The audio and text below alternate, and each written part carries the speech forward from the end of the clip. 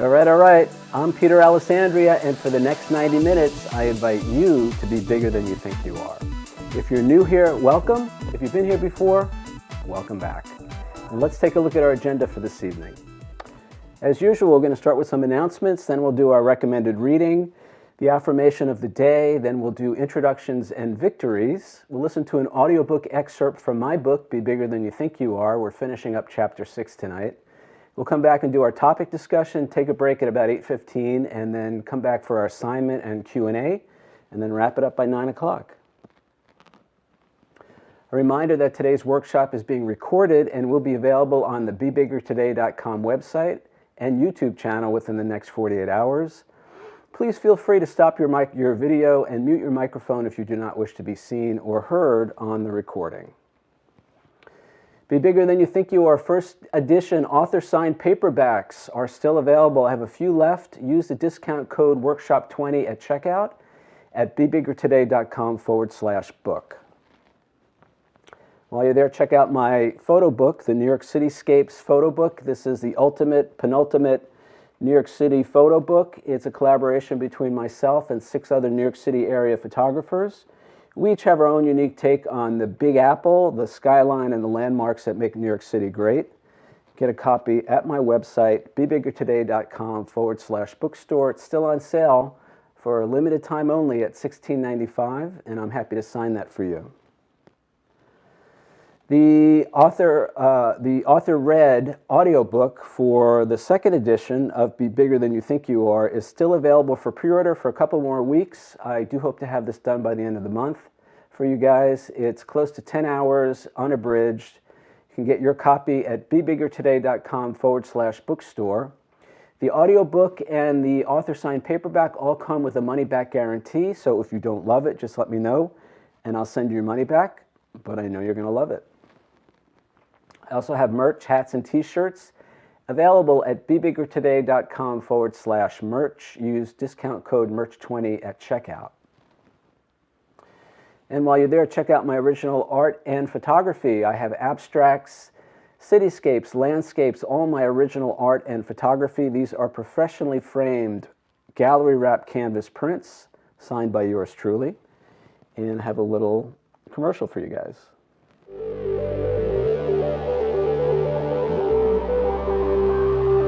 Peter's photos and abstract designs are uniquely beautiful, one-of-a-kind works of art.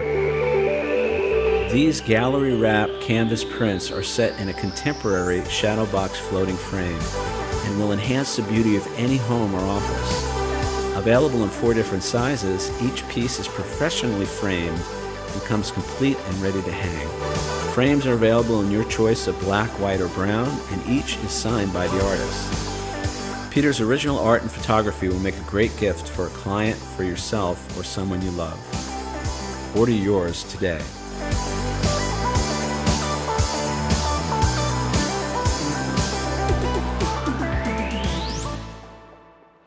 Those prints are really beautiful, guys. So if you're in the market for some art for your home or office, check it out. And I also have merch available in the form of refrigerator magnets. These are the NYC souvenir series that use my original images. These are available again on the website, BeBiggerToday.com/merch. These are high quality, beautiful, original refrigerator magnets by yours truly. My latest podcast is up, Tell Me Your Story with Richard Dugan. He interviewed me, actually it was back in March. We had a great conversation. It's about an hour and a half, covers everything that I talk about in the workshops and in the books, as well as some other stuff. I invite you to check it out. Go to my website, BeBiggerToday.com. You'll see this photo on the homepage. Click on it, and it will take you directly to the interview. And thank you for Richard for having me on his show. I'm available for one-on-one coaching and corporate consulting. If you're a creative person, an artist, a photographer, a writer, or if you have a business or work for a business and would like me to come in and talk to your sales team, your management team, on how they can be bigger than they think they are, reach out to me through the website at BeBiggerToday.com and we'll set that up. And finally, I am accepting donations. I'm looking for support to continue to offer the workshop at no charge and keep it open to everyone. We have a suggested donation of $5 per week or $20 per month. You can send your contribution to me at paypal.me/Peter Alessandria. And thank you so much for your support. All right, tonight's recommended reading. So this is another oldie but goodie, first published in 1992. Title of this book is The Artist's Way, A Spiritual Path to Higher Creativity. This book is written by Julia Cameron, and I first read this book, I believe it was probably around the time that it came out. And this is a great book for anybody. You don't have to be an artist or creative person to benefit from this book. Julia Cameron is, she's a very talented, creative person, but she's also a 12-step person, and she incorporates a lot of the ideas and themes from the 12 steps into this book. And she actually has it laid out as a 12-week program. So you basically read one chapter per week, and she has a couple of really cool tools that will help spur your creativity, again, whether or not you're a creative person. The first tool is called Morning Pages, and you can put down anything you want on paper. You write if you're a writer or a drawer, if you're an artist, and no one reads the morning pages but you. And you do this for 8 weeks, and then you write down whatever comes to mind. You draw or doodle whatever comes to mind, and then you put it in an envelope, and then you come back to it later. But this is a way to be creative every day, to spur your creative juices, to get that creative energy flowing. And then the other cool tool that I used a few times is called an artist state. And the idea is to take yourself out on a date, out from your ordinary surroundings, your ordinary environment, and a place to go to let your inner artist run wild and free. It could be the beach, it could be an art gallery or exhibition, some place where you can go to inspire you creatively. And there's no pressure. You go by yourself. It's something you do for yourself. And I found this very helpful when I was working the Artist's Way. So the morning pages and the artist state are great. And then she has it laid out, as I said, it's a 12-week program. You read one chapter and do the exercises set up as a workbook. So you do the exercises in each chapter, one chapter per week. And the topics are recovering a sense of safety, a sense of identity, a sense of power, a sense of integrity, a sense of possibility, abundance, connection, strength, compassion, autonomy, and faith. Now, this book has been a bestseller since probably when it came out in the early 90s. And there are study groups online. You can join other people and work through it with other people. Or it is something you can do on your own. And Julia Cameron, on her website, Julia Cameron Live, she has all kinds of programs, videos. I don't know if she does one-on-one mentoring, but there may be ways for you to get assistance if you're a creative person and all of that. She also has a few other books. All her stuff is highly recommended. So if you're not familiar, check it out, The Artist's Way, A Spiritual Path to Higher Creativity. Now, our affirmation of the day. This is actually not an affirmation, but it's something that landed in my inbox, on my email inbox a couple of days ago. And it actually, I thought it was kind of serendipitous because it fits into our discussion tonight. We are wrapping up Chapter 6. The title of Chapter 6 is Would You Rather Be Right or Happy? And I thought this was really interesting. So if you're interested, Abraham Hicks, Esther Hicks, she teaches what's commonly known as the law of attraction. And she channels Abraham, which is a non-physical entity that speaks through her. And the law of attraction is very popular. You may remember from a few years ago, there was a documentary called The Secret, that was talking all about the law of attraction.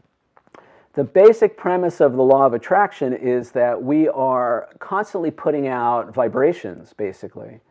And the vibrations attract back to us whatever's in harmony with those vibrations. So if we're thinking negative thoughts and feeling negative feelings, we're putting out negative vibrations, and what we're attracting back to us is in harmony with that. So we may have difficult people, difficult situations. And obviously the opposite is also true. If we're in a positive state, we have a positive energy, positive vibrations, we will bring back to us in like kind positive people, positive events, positive circumstances and conditions. Obviously much more to it. Abraham Hicks, they have a great YouTube channel which you can check out. And the website is also great. They have all kinds of books and audio programs. They do a live, I think it's every day now, they do a live, Abraham Live, which is great. But anyway, I wanted to put this up on the screen. So the quote from the daily email was, "Sometimes you," meaning us, "manufacture scenarios and put them in your own way just to prove a point.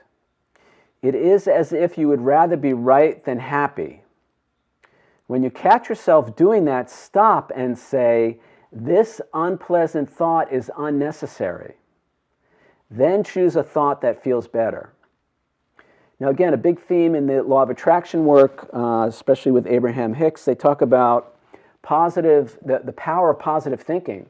And what we want to do is think thoughts that feel better. Now, I've been saying this from day one. Our thoughts lead to our feelings lead to our words and actions, and our words and actions lead to the outcomes that we experience in our lives. If we start with positive thoughts, we're going to have positive feelings, and to put it in the nomenclature of law of attraction, we will be putting out positive vibes and we'll attract back to us that which is in harmony with that. So, but what I like about this quote, this little blurb, this reminder is, so sometimes you manufacture scenarios and put them in your own way just to prove a point. Now, I'm going to talk a little bit about this tonight, and I've shared about this in the past, and what I realize is that sometimes I will choose unhappiness just to prove a point.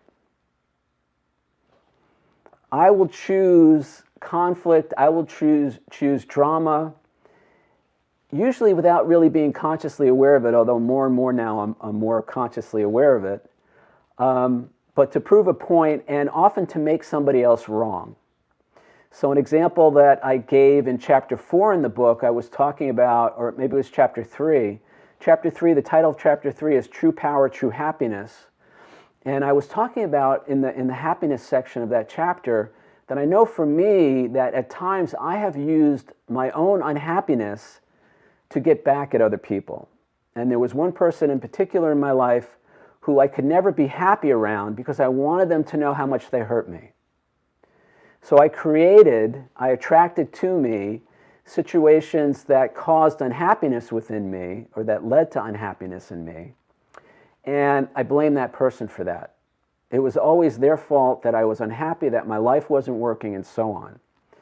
So this is a pretty clear example of me choosing thoughts, feelings, words, and actions that are antithetical to my own happiness in order to make somebody else wrong.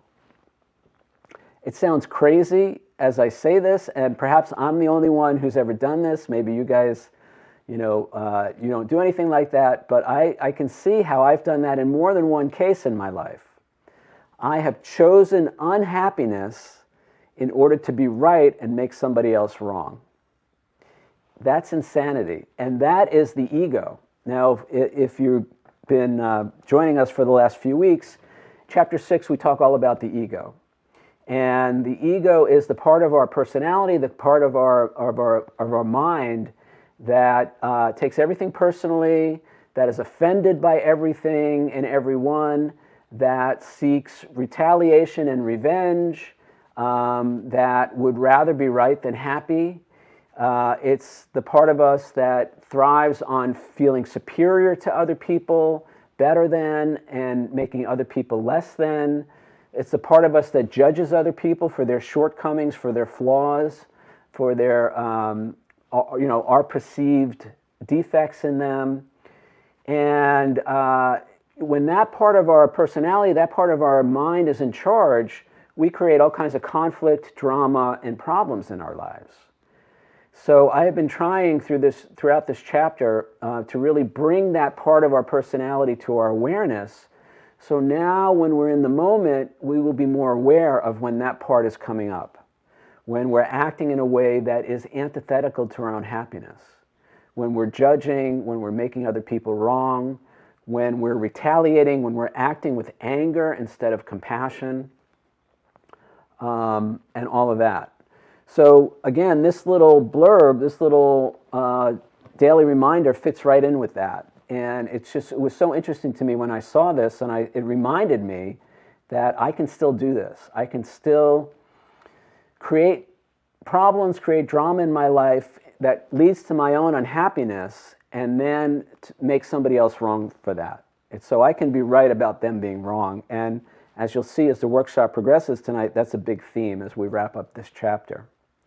So check out Abraham Hicks publications. As I said, they've got a lot of great information there. You can sign up for their daily email if you want. Great YouTube channel and all of that. Check it out. All right, so this is the portion of the workshop where we have an opportunity for people to introduce themselves or share any celebrations or victories from the past week. So if there's anybody who would like to say hi or share a victory, you can unmute your microphone and chime right in. Hi, Peter. It's Dee Dee. Hi, everybody. Hi, Dee Dee. This is a recent revelation thanks to your help. And I don't know if it's really relevant, but it is relevant. It's very relevant for me. It is becoming, helping being made aware that if I get triggered by another person, it's probably because I don't trust myself with them. It's not so much that I don't trust them, but that I don't trust myself, my own very own reaction to a trigger. So I love being made aware of that, because with that information, I can heal my own relationship with myself. And that's what I need so much, to know that that's possible, and the road to that healing. So thank you, Pat. All right, you're welcome. That's great. I love it. I too had to wrestle with that, learning to trust myself. Learning to trust myself to take care of myself in difficult situations with difficult people. And it's still a work in progress on that. That could still be a challenge for me in my own life, but I love that that's been helpful for you, and I can certainly relate to that. So thank you for sharing that. Anybody else want to say hi or share a victory from the past week celebration? Hi, Peter. It's Barbara. How are you? Good. How are you, Barbara? Okay. Yeah, not much going on this week. Just home, kind of reflecting on being home. So it is funny. I think I talked about this one other time, that I feel like I'm in a neutral zone. And like you said, I'm not having conflict. I'm not doing this. I'm not doing that. I'm not doing anything. I don't know. I mean, it's good. I have no, it's like, I'm like easy peasy. And so, but I only think that lasts so long, and, or not. What do you think? Well, only you can decide. Okay. As we begin to take responsibility for our lives, and we get to choose, and I get what you're saying. And I've had that experience too. I mean, it's really easy to be peaceful when we're alone, and Okay. Yeah. and all of that. But when we go back into the world, like a lot of us are doing now, a lot of the old patterns are there. A lot of the old triggers are there. Hopefully, we've been using this time when haven't been confronted with that, to build up our reserves, to build up our inner strength, to build up our intention and our determination to do things differently. Because the challenges will come. That seems to be the nature of life. We will be challenged. And remember, it's not the situation that's the problem. It's always and only how we see ourselves in that situation. And with that information now, we can deal more effectively when the challenges come up. And I hope that happens. I know for a while there, the anxiety that I was feeling was so intense. Remember, I was talking about, it was just awful. It was so bad. And that has subsided, and it's great. And I'm aware of it. I could say I'm working on it. I think if it, shows its funny head again, I would be okay with it. And then, like I said, I'm kind of neutral. And then I could fall into a little bit. I'm not depressed. I'm not excited. I'm not motivated. Um, so I feel like, well, I'm going through all these things. How can you be motivated? You couldn't have been motivated because you were scared to death of everything. Now you find yourself in a place where there's peace. Remember, I told you that peace, and and don't go over to the right a little bit where you're going to start feeling. I don't know if I want to say poor me, but I think I told you this. I need something to kind of uplift me. And I guess I do have to start looking for that. Maybe a group, another job, I don't know. But I need something. You can't live in a state of, where I was. I know you know that. I was very occupied for many, many years. And then that went away. And so I don't know. It seemed funny that anxiety took over for quite a long time. And now that seems to have subsided. So I think I said this to you. I think you could use it and say a work in progress, or this is my journey, or, I don't feel bad. I'm just wondering what's next. And if there is going to be what's next, and there's only going to be a what's next, and that's up to me. So great. So 3 things come to mind. Okay. 3. So You number can do 1 is 4. it's just what Dee Dee was saying a moment ago. It's Yeah. as we learn to trust ourselves. So when the challenges come up, when the difficult situations come up, we trust ourselves to not go off down the path we used to go. But related to that is, so number 2 is having the experience of being different in those situations. Yes. So even for me, just before the workshop started, I had an opportunity to practice setting a boundary. And I still feel uncomfortable at times when I set boundaries with other people, when I stand up for myself and set a boundary. So it's by practicing that, by actually doing that, that helps us change how we see ourselves. That experience builds our sense of that we can take care of ourselves. Because remember, the affirmation is only the first part of the equation. Then we have to put that into action.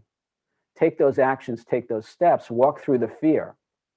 So I think as you go out into the world again, I know you've been home for a couple of weeks, as you go back out into your world, notice that you'll have opportunities to actually put all this stuff into practice. And when you do that, it'll build a new sense of who you are in the world in terms of all of that. And then number 3 is, one of the things I talk about in particular, like in 12-step recovery, I say one of the ways I measure my recovery is by how much drama I have in my life. And I'm happy to say that most days my life is pretty boring. But there's a flip side to that, because we get so addicted to the anger and to the conflict and to the drama that when it's gone, we will unconsciously gravitate back towards that. I was in a 12-step program, and they call that, I think I mentioned this before, they call that stability boredom. That when things are good, we can't handle that because we're missing the adrenaline, we're missing the drama, we're missing the conflict, we're missing the blame and all of that. So what I would suggest maybe for you is to find a new way to find excitement in your life. I think that's what I'm saying, because the anxiety was so severe there for a while. I'm so glad it's gone, and I don't want that to come back. So I'm sure I'm going to be very aware of that. And so when I go back and start dealing with all the things and stuff like that, I think we've used this word many times. Yeah, I have to have confidence in myself. And actually, here's a funny thing to say, that to enjoy the conflict of solving it, of having it, of having it change, that I have changed, and I will, I think I had that right before I left work. There was a day where, it was so quiet, and then ba-boom, 5 things happen. And you can do that. You can enjoy the conflict. It doesn't have to be the same, like you said. You've learned from it, and confidence is a word for it too. Well, remember, yeah, that's perfect, because remember how I define confidence. Yeah. Self-confidence, I define confidence or self-confidence. When I first got, many years ago, I realized I was lacking in confidence, self-confidence. And so I went to the dictionary and I looked up the definition of the word confidence. And the first definition is the one we're all familiar with: self-assurance, sense of positive sense of self and all that.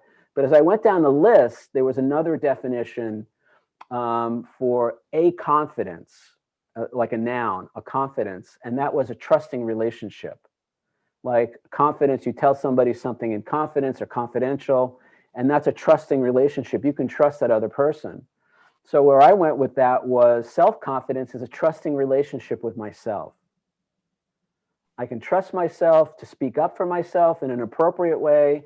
I can trust myself to be nice to myself if I mess something up, to forgive myself. I can trust myself to be my own best friend instead of my own worst enemy. So that's what I like. When I think of confidence now, that's at least one of the things that I try to tie into it. Right. Instead of looking for such excitement, what I'm going to have to do is go back and, and have those joys and pleasures that are everyday life. I remember, I can always do that. I have done that, where you look for the blessings and they come up and they're there, they're there. And so now I have to, like I just said, enjoy the conflict, because life is conflict.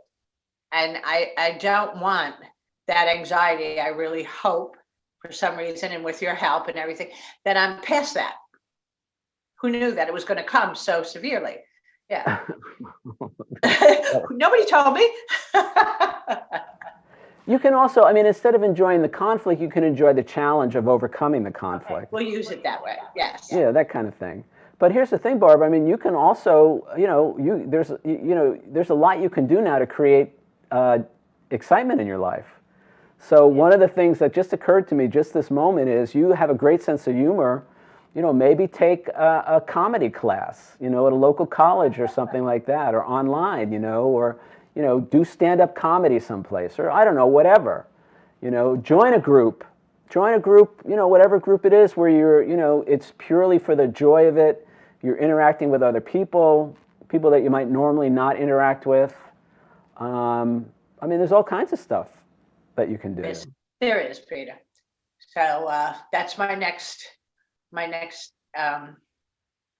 looking forward to, whatever. All right, thanks. All right, thank you, Barb.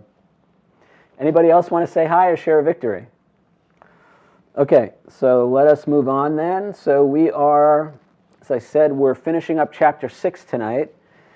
Would you rather be right or happy? Next week, I was hoping I was going to have a guest speaker next week, but I'm not sure that's going to happen. So I think we're going to jump right into chapter 7, which is the last and the longest chapter of the book on forgiveness, probably at least 6 weeks on that chapter, maybe even longer, but that will actually take us to 1 full year since we started the workshop. The first workshop was July 15th, 2020.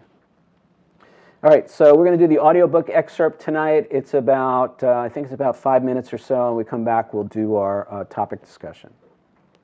Would you rather be right or happy? So this brings us back to the title of this chapter. I'll ask you now, would you rather be right or happy? In chapter 3, we looked at what it meant to be happy. For the remainder of this chapter, we'll consider what it means to be right.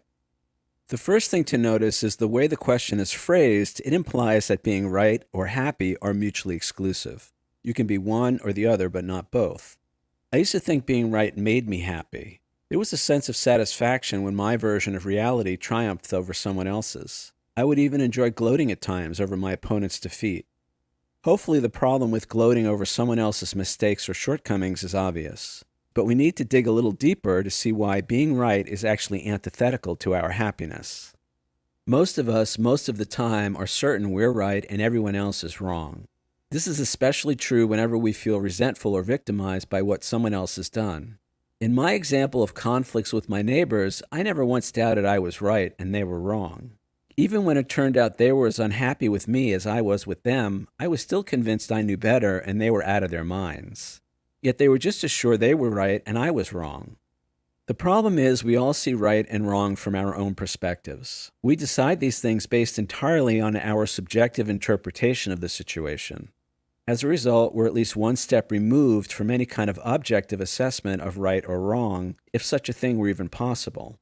But by far, the biggest problem with being right is what it means we must do to other people. In order to be right, we have to make someone else wrong. The reality is, making someone else wrong never makes us truly happy. Of course, our ego would have us believe otherwise.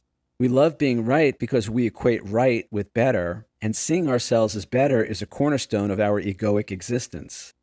Yet at what cost do we do this? Earlier in this book, I discussed the effects of making ourselves wrong. I said self-hatred is one of the most debilitating things we can do. I'll mention now making others wrong is just as bad. Hatred, whether of ourselves or another, weakens us mentally, emotionally, and even physically. If the basis of life is love, and we practice love's opposite all day long, well, maybe you could see the problem. You may be saying, well, I don't hate them, I just think they're wrong. Yet thinking someone else is wrong clearly isn't loving them. Therefore, making them wrong so we can be right is a form of attack, and attack is always rooted in hatred. And even if you don't believe making someone else wrong has negative effects from within you, consider the potential negative effects from outside you. No one likes to be made wrong. We'll often go to extremes to prove we're right when confronted with someone else's pronouncement that we're wrong. Thus, another person, group, or religion may seek to assert that they're right through revenge, retaliation, etc., when we say they're wrong, and that's never good for us. This is why a simple disagreement can deteriorate into physical violence. One person feels slighted and now their ego kicks in. Defending their honor means taking the conflict to the next level. Thus, any solution that relies on making others wrong cannot produce long-term peace, whether in the boardroom, bedroom, or international meeting room. The last thing I'll say about making others wrong is that without knowing it, we usually treat ourselves the way we treat others. So if we condemn other people for their sins, chances are pretty good we'll condemn ourselves for ours. We can't judge others and then expect to be free of self-judgment and or self-condemnation. But what if, after all is said and done, it turns out the other person really is wrong, i.e. incorrect in their interpretation of things? We don't need to attack people to prove we're right. We can learn to correct others without making them wrong. This is especially important when dealing with children. Kids lack the information and or life experience needed to see things correctly. If we make them wrong for their lack of knowledge often enough, we can undermine their self-esteem.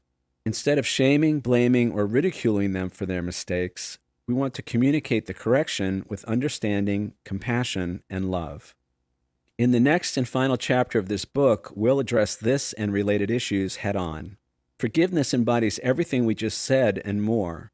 It suggests we let go of our incessant need to be right and extend to others the understanding we would want to receive if we mess things up ourselves. Forgiveness is the way we choose love rather than fear when confronted with our own or someone else's mistakes. All right, so that's the audiobook for tonight. And as I said, we're wrapping up chapter 6 here. So, a lot of stuff. I guess I want to start off by saying, it's not always black and white. And, I think the big thing to remember that I've learned in my own life is we all see things from our own perspective. And so what's right for me may not be right for you, and so on. And I'm going to talk a lot about that in the next chapter, chapter 7, where I actually come to the conclusion that there's no such thing as right or wrong. There's only our subjective interpretation of life. And but we still have to relate to other people, and we still interact with other people, and obviously there are challenges that come along with having healthy and functional disagreements on things. It's easy for many of us to fight.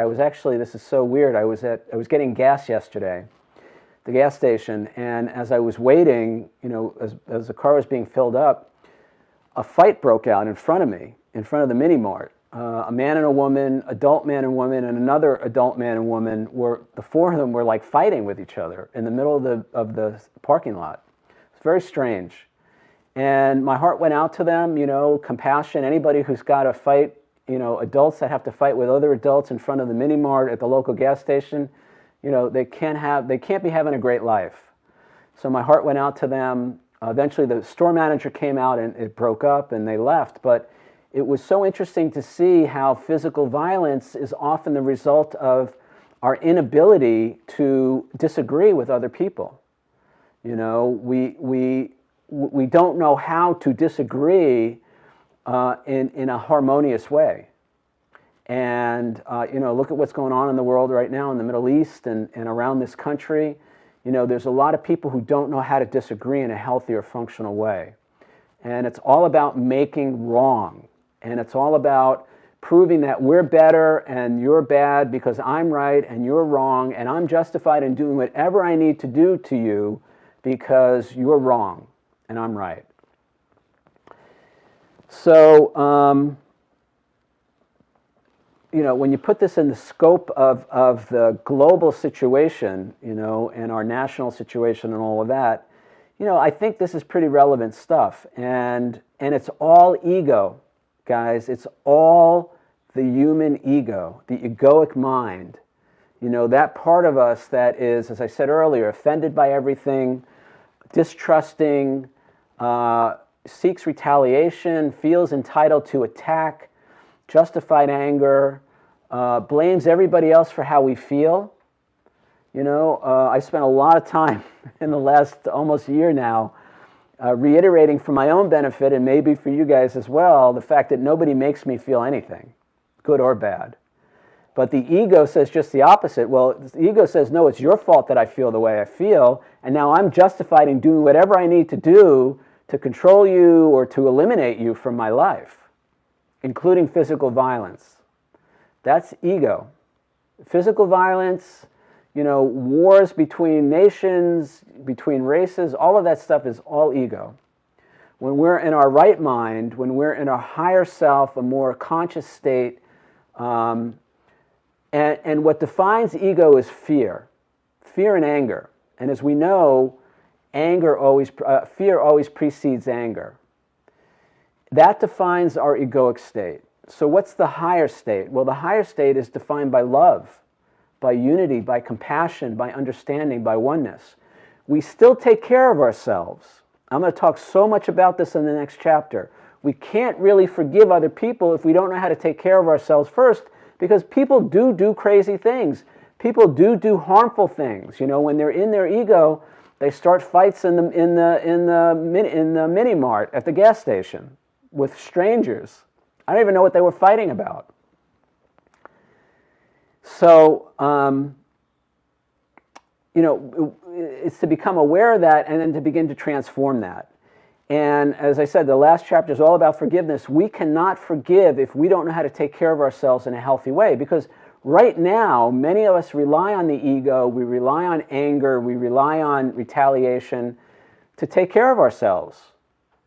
It's like we don't know how else to have disputes with other people, to resolve disputes with other people. We don't know how else to take care of ourselves in our relationships, whether, again, it's with our own family or with a stranger at the mini mart, or it's, you know, a neighboring nation. You know, we think violence, we think attack, we think confrontation, drama, and all of that is the only way to take care of ourselves. We often equate strength with violence. And it's getting to the point now where, you know, the stakes are being raised and the technology is being raised. We've got to find another way. And that's the basic gist of the 7th chapter in my book. You know, what we're doing now is not serving us and it will not lead to a happy ending. And so we need this transformation. All right. So let's look at the first slide. So again, you know, it's my opinion, and again, I know other people are going to feel differently about this. You know, being right or happy are mutually exclusive. You can be one or the other, but not both. Now, for most of my life, I thought being right made me happy. You know, it was that sense that I kicked somebody else's ass in one way or another that I thought made me feel good, that I thought made me superior or better to the other person, or whatever it was. And I see now that's not true happiness. We talked in chapter 3 about what true happiness is. It definitely ain't that. Because making somebody else wrong so we can feel better than, so we can feel superior, so we can be judgmental of them, it's not true happiness. It's not even satisfaction. And in chapter 3, I talked about the 4 things that we often confuse with happiness: satisfaction, relief, physical pleasure, or fun with family and friends. When I feel whatever I feel when I've beaten somebody in some way or made somebody else wrong, or feel superior to them, it's not even close to happiness. And so it's my position, at least, that being right, quote unquote right, which is different than being correct, and we'll talk about that in a minute. I talked about that at the end of the audiobook tonight. We can be correct without being right, in the sense that right means we're better than somebody else and we're right and somebody else is wrong. So we want to begin to navigate all this differently. So it's my opinion that being right or being happy are mutually exclusive. You can be one or the other, but not both. And as I said earlier, we all see right and wrong from our own perspectives. We decide these things based entirely on our subjective interpretation of the situation. Then we love being right because we equate right with better, and seeing ourselves as better is a cornerstone of our egoic existence. So seeing ourselves as superior to other people, seeing ourselves as better, we're the chosen people, we're the chosen nation, we're the best nation, we're the best neighborhood, we're the best city. That ain't going to work for us for much longer, in my opinion. And so, I want to let go of this idea for myself personally that I'm superior because I'm right, and other people are inferior because I judge them as being wrong. And remembering that this is all, it's all we see right and wrong from our own perspectives. It's a subjective interpretation of the situation. In the next chapter, I'm actually going to argue that there is no such thing as right or wrong, and there is no such thing as good or bad, at least not in any kind of an objective sense. We just use those things as labels for things we either agree with or disagree with. But there is no objective right or wrong, good or bad in the world. So, remembering that and beginning to see the situation differently, beginning to understand that my subjective interpretation is just my subjective interpretation. And when I realize that I can no longer force my interpretation on other people, when I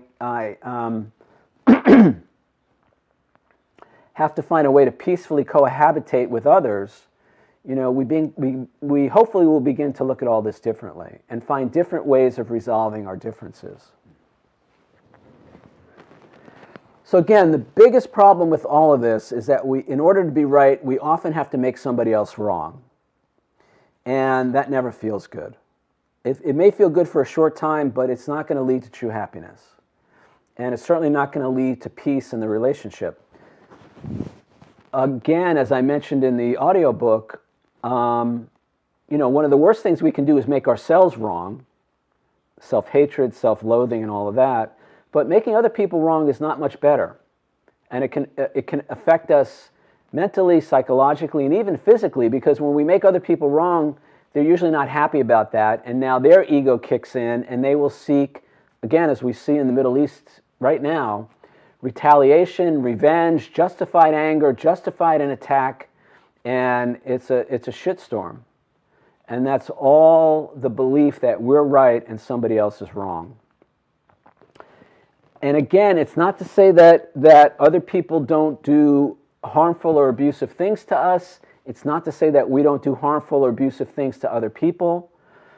And there's another way to take care of ourselves. And then we're going to spend a lot of time in the next and last chapter talking about how to do that. How to protect ourselves without anger, without retaliation, without conflict. Now again, I just want to touch briefly on it was one of the last points in the audiobook tonight. And that is this idea that, what if we actually are correct in our interpretation? How can we communicate that? And, it just comes from our intention. And this is especially important with children, especially young kids. Because young kids make mistakes all the time. And they do things that are, quote, wrong all the time. And if we make them wrong for that, then that diminishes their self-esteem, it diminishes their positive sense of self, and that becomes the self-image. I'm not good enough, I can never do anything right, I'm unlovable, I'm unworthy, I'm always upsetting to other people, nobody's going to like me. All of that, in my opinion, and in my experience actually, comes from making a child wrong for their mistakes, for their shortcomings, and all of that. Now, again, it doesn't change the fact that kids, especially little kids, can be well, actually teenagers too, can be a real pain in the ass sometimes, and do some really screwed up things. And this is, again, I'm not a parent, so my heart goes out to any of you who are parents. I say over and over again that parenting is the toughest job on the planet. And I truly believe that. And we have to find a way to correct our children without making them wrong, without diminishing their sense of self, their self-esteem, and all of that. Now, it's also helpful to do that with other adults. If you're an employer and you have employees, if you've been in business for any amount of time, you've probably run up against that employee who is challenging in many ways and who may be screwing things up or doing things wrong. Again,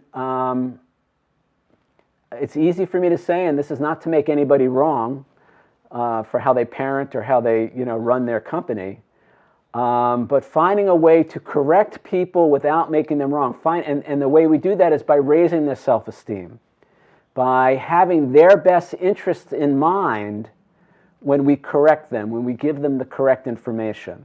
And it could just start with the tone of our voice. If I'm talking to an employee or a child or even a, friend or whatever in an accusatory tone, remember, defensiveness begets defensiveness. Anger begets anger. They're going to shut down, and they're not going to be open to what I have to say. So we could start with the tone of voice, and then our intention. Is our intention to uplift them, to empower them, to esteem them, or is our intention to cut them down, to make them wrong, to make them feel bad because of what we think they did to us, against us, or whatever? That's always, that's always behind anger. It's not just protecting ourselves, but it's also making the other person wrong, making them feel guilty, cutting them down, diminishing their self-esteem, blaming them for how we feel. So it's bad enough when we do that with adults, but when we do that with children, and when we do that with children on a regular basis, it can really handicap them later in life, in my opinion.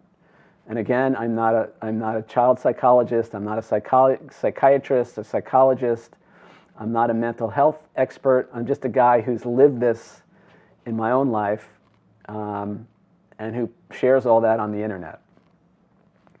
All right, so we want to keep this in mind. We want to move away from being right and making others wrong to being correct and empowering others to make better choices and decisions. All right, and so we're going to take a break in a minute. Let's look at our exercise for tonight. Give an example of where you made someone else wrong so you could be right. Then give an example of how someone else made you wrong so they could be right. And we want to talk about how we felt in both of those cases. All right, so if you're new here, we are going to take a 5-minute break. I'm going to play the song. The song is Love My Life by Robbie Williams. If you're watching the replay on YouTube or on my website, can't actually play the song because of copyright issues. The lyrics will be on screen, so get a copy of the song and then you can watch the lyrics. We'll be back in 5 minutes.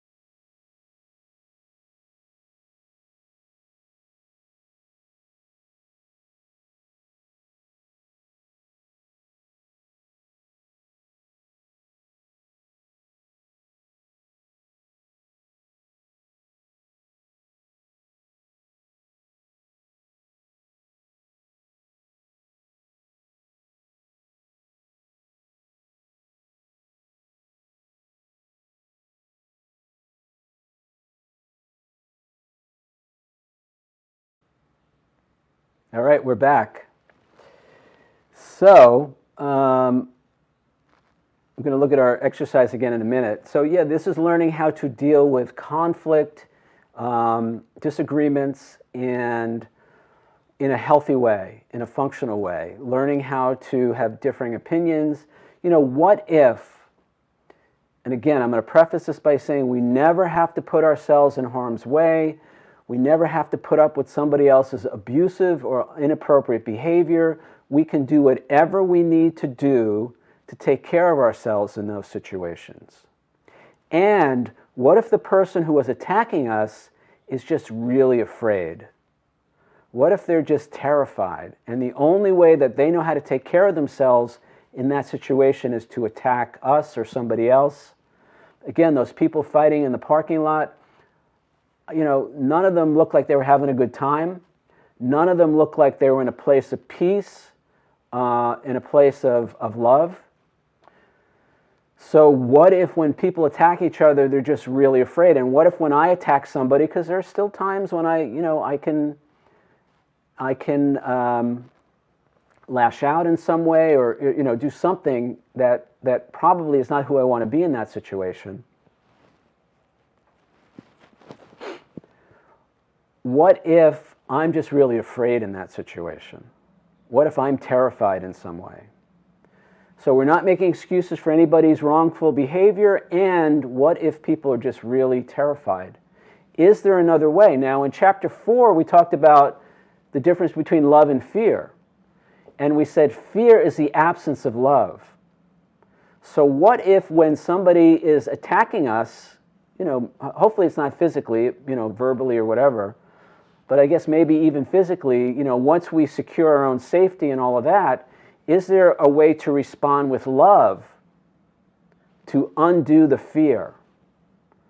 So that's what we're going to talk about in the next chapter. And I just want to plant that seed. So let's look at the assignment again for tonight. I'd love to hear from you guys, examples of where you made someone else wrong so you could be right, or where somebody else made you wrong so they could be right, and how you felt in both those cases. So who wants to kick us off here tonight? Chime in. Peter, everybody. So this isn't this is my very best version of that. So I work with somebody and we come from different schools of thought, and we have a mutual client, and we're both wanting that person's, we're both voting for their best interest. We're both vying for their best interest. We just come from almost opposite training positions. So instead of us being able to talk about it and respectfully listen to one another's positions and respectfully maybe agree even to disagree, we simply can't speak to one another. In other words, it's gotten to the point where I don't try, because I don't like to feel disrespected, dismissed. I don't like to feel rudeness and confrontation and all that stuff. And that's fine as long as our bosses don't need us to collaborate. But once we're going to be required to collaborate, I'm not sure that I'll be able to, without help, that I'll be able to keep my job, because we simply haven't gotten to a place of listening to one another. So I don't know what to do about it in this minute. I think I'll go through chapter 7 and that'll help a lot. But in the meantime, I'm just kind of holding my breath, hoping the shoe doesn't drop, and learning, with your help, learning how to trust myself in the situation so that I can at least stand there. And if she's gonna, whatever she's gonna do, and let her go off and have it be her look like the, crazy idiot instead of me, because I was the one that was going to get mad and look like a crazy idiot. Because that's my, like, if you don't listen to me, I start to raise my voice because I really want to be heard. So learning how to trust myself that I don't need to be heard by the people that can't, hear me, and then I go to the appropriate places to be heard, where there's enough bandwidth to listen, whether whether I am right or not doesn't matter. I just need to be able to state my experience, and at least not feel like I didn't share my knowledge simply because there was oppression. Okay, that's my little share. I'm so glad to be here. I need this, and I need this. All right, great. Thank you, Dee Dee. So I know more will be revealed, and I can see the challenge. I know we've talked a little bit about the challenge for you, and I'll just say, we have more work to do, but I believe I'm putting this into practice in my own life. It all starts with seeing myself differently, and then ultimately seeing the other person differently. And I think I gave this example many weeks, maybe back when or maybe I didn't, I don't know. So just very quickly, sharing from my own experience, thank you for what you shared.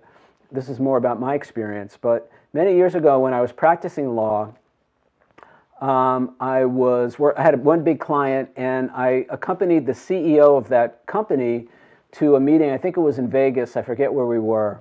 And he was meeting with the CEO of another company. They wanted to do some kind of a joint venture.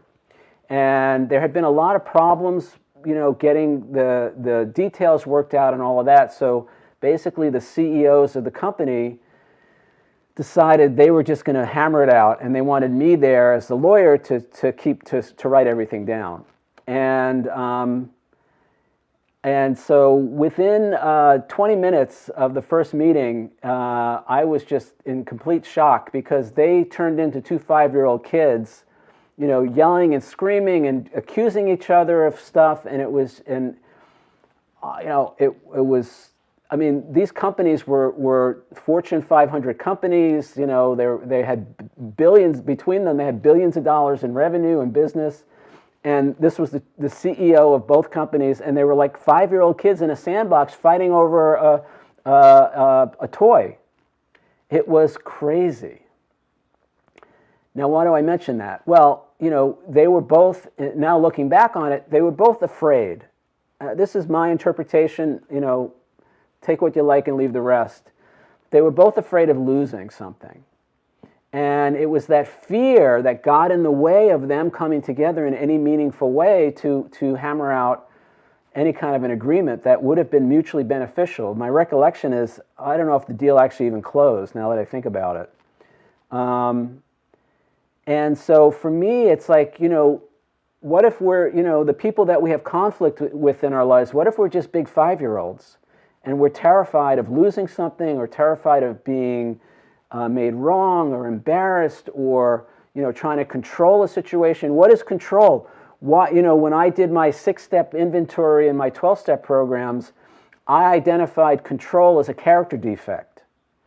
And what I found out was it was really a survival strategy for me. I tried to control people, situations, and circumstances so I could feel safe. Not because I was a bad person, not because I was evil, not because I wanted to harm somebody else. I was trying to control so I could feel safe.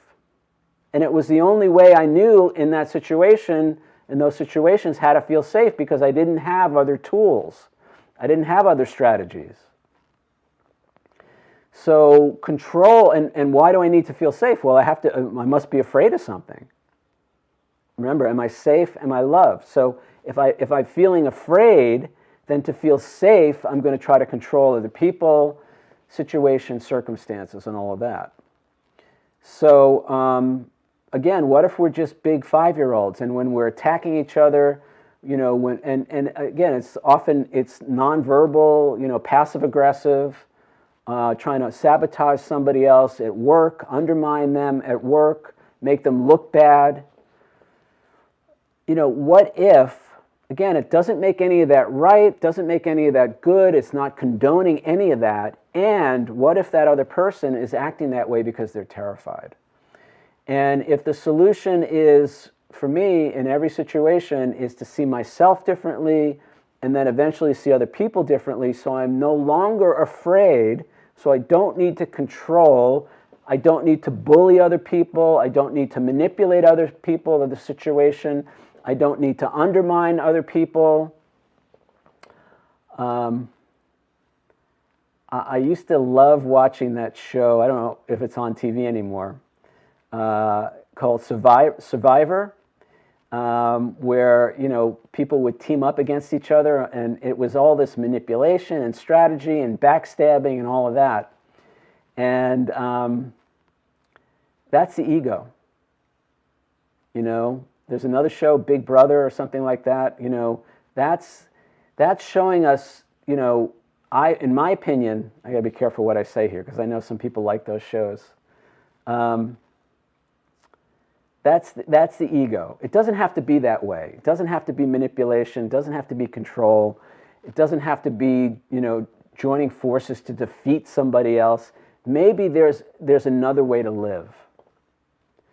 And again, we may have to use force at times to take care of ourselves, to protect ourselves. It may come down to that. But I have to imagine that before it comes down to that there could be another way. And it starts with our own family, starts with our coworkers, employees, clients, all the people we're in relationship, neighbors, my favorite. Love my neighbors. And so what if we're all just 5-year-olds, terrified, and the only way we know how to take care of ourselves is to fight or control or manipulate or make wrong and all of that? All right, thank you, Dee Dee. You want to say anything else about all that? Barbara, I know you want to go. Let me just see. You good? No, I'm good. I'm good. Thanks. Okay, great. I don't And thanks. remember if I talked about this, but it happened, a little while ago. And then I try to condense it, and I learned from it, but you'd appreciate it because it came out from your words. Let's see. I answer the phone, but I'm a troubleshooter. I mean, a receptionist, is. Now, there was going to be a staff meeting in another room, and something came up where, say, the director of religious education was talking to somebody and telling her something, and the woman was beside herself. What she was telling her, I mean, she was just telling her something, was going to alter her day, alter this, all that. And she left, and the director said, call me, whatever, and we'll work it out. But kind of gave the idea like the director wasn't going to change her mind. Okay. So as the staff meeting was going on, this woman called, and she was hysterical. I can't change anything. I can't do it. And I felt so bad for her. And I heard the director say, well, call me. So I went into the meeting to get her so she could speak to her. Okay. I recognized after it that really bothered my boss. Whatever, whether it was right or wrong, again, this is the right or wrong thing. I'm not going to get into it. The situation is, I am a person, when there's a problem, I like to solve it. I'm not the best at going, well, I'll take a message and make sure they get it. Okay. If she was there and this was the problem, I was going to go head on. Okay. So that's it. I did, get her out. All right. Next day, I recognized that he was really upset. So I was at least able to confront him before he confronted me. I didn't realize he was going to confront me so quickly.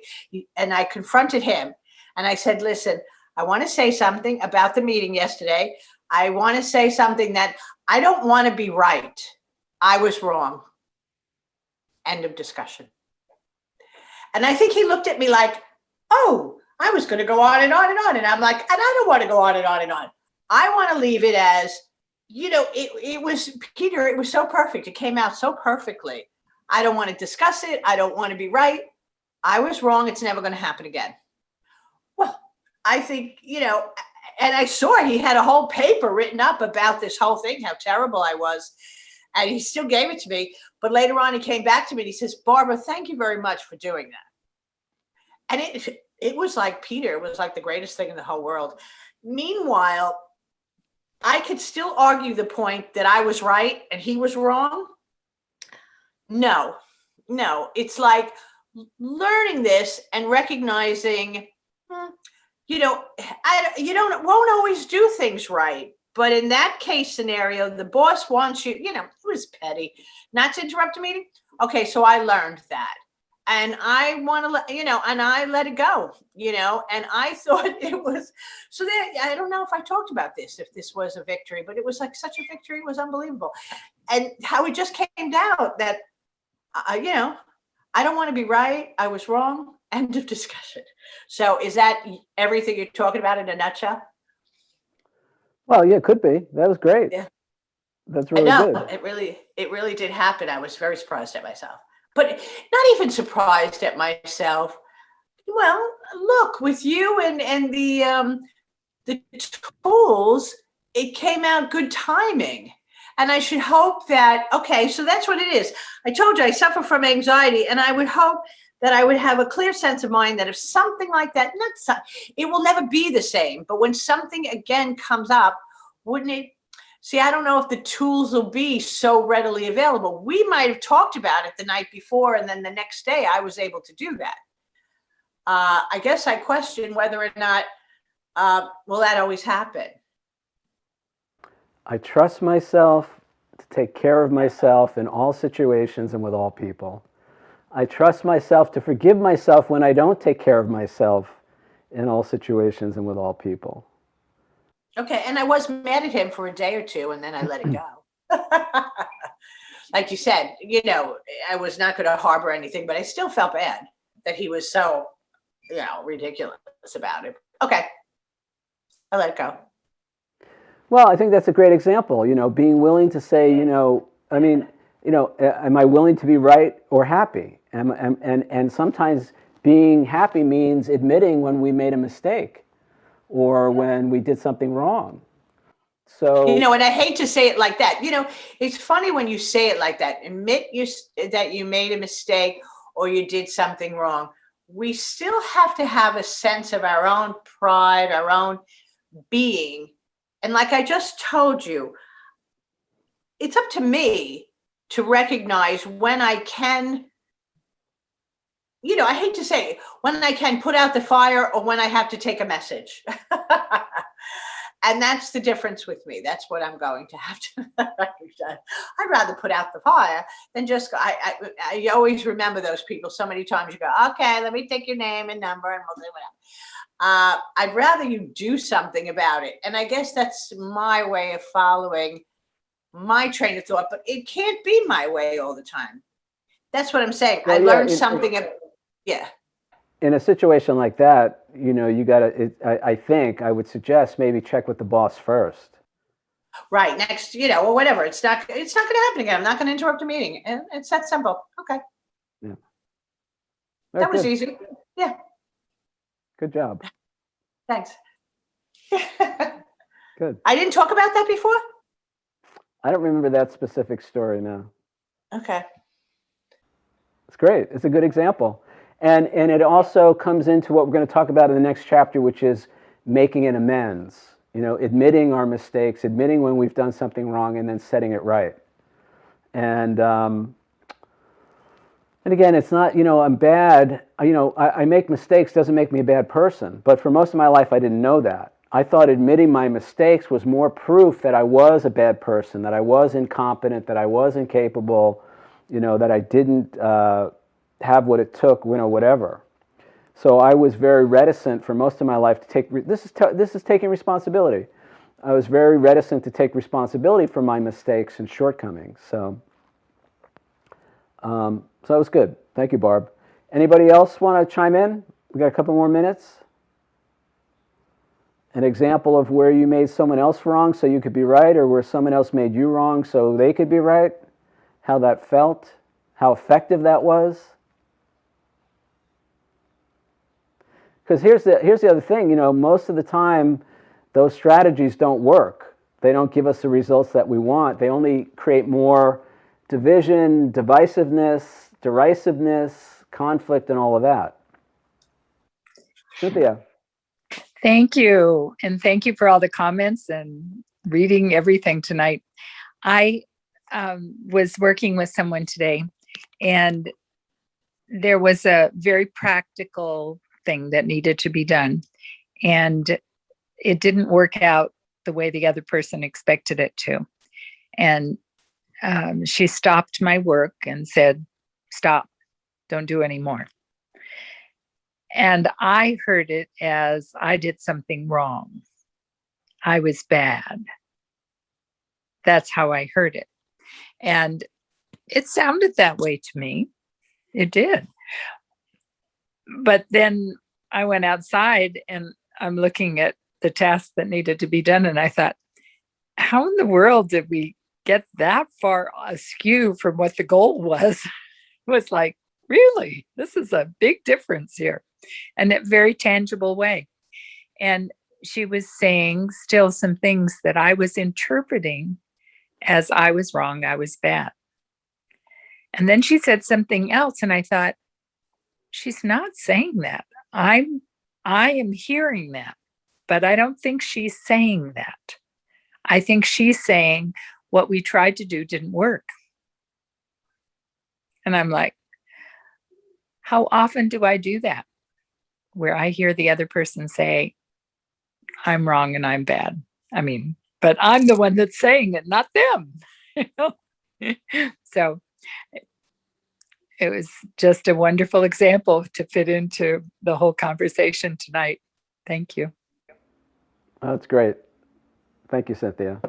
Yeah, I mean, that's, you know, I said this a dozen times. We take the information that comes in and pass it through our internal filter of who we think we are, and then we assign a meaning and interpretation to that event that could have nothing to do with the actual, what's actually happening. So in a situation like that, which I've been in myself, you know, I interpret somebody else's comments as a as a slight against me, as a put down or whatever, because that's how I see myself, not because that's what they're saying. You know, it's like I assign a meaning, an interpretation to them based on my own internal self-image. This is why this stuff is so important. We have this filtering process where we take all the data, all the information, and until we pass it through that filter, we and interpret it or assign a meaning to it, you know, and then we react based on that interpretation or that meaning, not based on what's actually happening. So the stronger my sense of self, the stronger my awareness. I love what you did, which was to say, wait a second, maybe what I'm hearing is not what's being said. And I think we all do this. I have yet to meet somebody who doesn't, you know, maybe some of us more than others, but, you know, I can do that a lot. But so that's the beginning of change and of transformation in our relationships, you know, and that stops us from taking things personally. And here's the thing. So I'm going to speak for myself. Maybe this applies to you or not. You know, what if the other person actually was trying to attack us or was trying to put us down? Was trying to blame us for the situation? We still don't have to take that personally. We still don't have to react to that. You know, if I have a strong enough sense of self, and if I understand that the way it works, that when somebody's attacking me, it's because they're afraid or because they're projecting their own shit onto me, I can let that be about them. Again, I tell my 14-year-old niece, she's going to be 15 this weekend, you know, since she was 5 years old, I would tell her, when somebody says something mean to you at school, they're talking about themselves, they're not talking about you. We project all the stuff we don't like about ourselves, we project onto other people, and we blame them for how we feel. So even if somebody is attacking us, we still don't have to take that personally. we still don't have to make that the basis of our reaction or interaction with that person. And that's why I keep saying, I'm responsible for how I feel. Nobody makes me feel anything, good or bad.